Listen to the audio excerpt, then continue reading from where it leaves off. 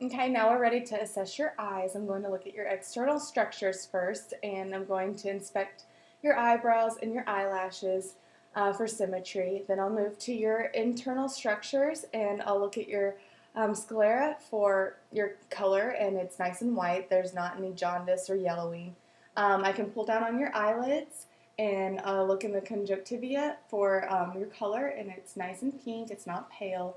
I can grab my light source, and I can look at your symmetry of your eyes. I can note that they're equally round, and look at your pupils. I can assess your irises for their color, and then I'm going to use my pen, and I'm going to assess both of your eyes. I'm going to shine a light into each of them twice, and this is going to be seeing if they're reactive to light. And I'm going to be looking for constriction, both direct and consensual pupil constriction. So I'm going to shine 1, 2, 3, 4. And they are both direct and consensual with the light.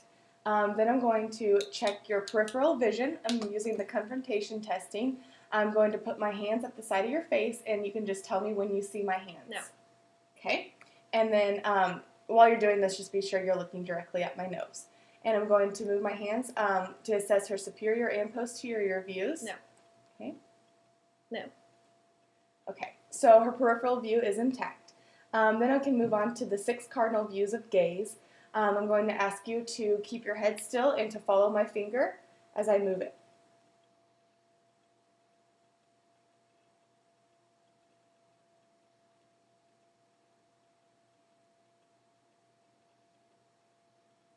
Okay, and this can also, at this time, I can check for accommodation and check for convergence by putting my finger on her nose and asking her to follow it as I move it out and in, out and in.